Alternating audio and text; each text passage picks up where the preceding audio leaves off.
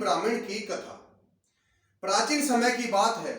कन्नौज नामक नगर में अजामिल नाम का एक विद्वान ब्राह्मण रहता था, लेकिन कुसंग से वह कामदेव के वश में होकर एक वैश्या से प्रेम करने लगा।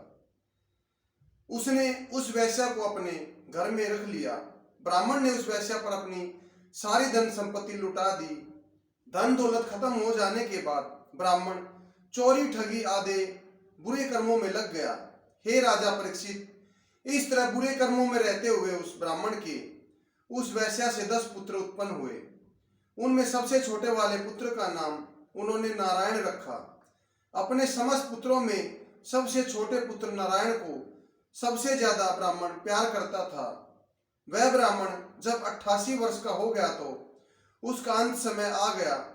उसकी आयु पूर्ण हो जाने पर यमराज ने अपने यमदूतों को उसे लाने के लिए भेजा। यमदूतों ने उसको यमपुरी ले जाने के लिए जैसे ही उसके गले में फांसी का फंदा डाला, उसने भयभीत होकर अपने प्रिय पुत्र नारायण को बहुत जोर से आवाज देकर पुकारा। अचानक किसी दुखिया द्वारा अपना नाम सुनकर प्रभु ने उसकी सहायता के लिए अपने 4 पार्षद भेजे। श्याम रंग चतुर्भुज पार्षद शंख चक्र गदा और पद्म धारण किए हुए जैसे ही ब्राह्मण के पास आए और कड़क आवाज में यमदूतों से बोले, तुरंत ही तुम इस ब्राह्मण को छोड़कर चले जाओ। अगर तुमने इस ब्राह्मण धर्मात्मा को नहीं छोड़ा, तुम्हें अपमानित होकर यहाँ से जाना पड़ेगा। श्री हरि विष्णु के पार्षदों के मुख से ब्राह्मण अजामिल की धर्मात्मा सुन यमदूत बोले, हे विष्णु पार्षदों, यह धर्मात्मा नहीं बहुत बड़ा पापी है। यमराज जी की आज्ञा से हम इसे यमपुरी ले जाने आए हैं। आप हमें मत रोकिए, आप वापस अपने बैकुंठ को चले जाएं। यमदूतों की बात सुनकर विष्णु पार्षद बोले, हे यमदूतों, क्या आप बता सकते हो कि किस प्राणी को नरक में और किस प्राणी को स्वर्ग में स्थान मिलता है? विष्णु पार्षदों की बात सुनकर यमदूत बोले, जो वेद शास्त्र पुराण स्मृति और धर्म ग्रंथों में कर्म लिखे हुए उनको करने वाले धर्मात्मा प्राणी स्वर्ग में जाते हैं। जो अशुभ कर्म लिखे हैं उनको करने वाला प्राणी नरक में जाता है।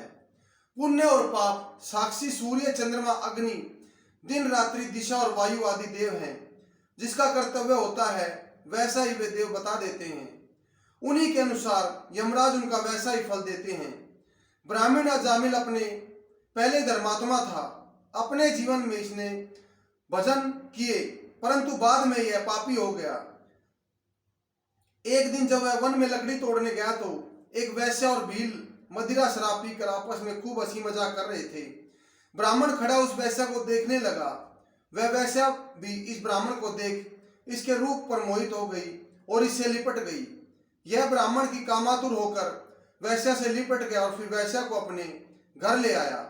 उसके प्रेम जाल में फंसकर इस ब्राह्मण ने अपनी समस्त धन दौलत लुटा दी और धन दौलत खत्म होने पर यह ब्राह्मण चोरी ठगी और कुकर्मों में लग गया। इस प्रकार कुसंगत में पड़कर यह पापी हो गया तो यह अवश्य ही नरक में भेजा जाएगा।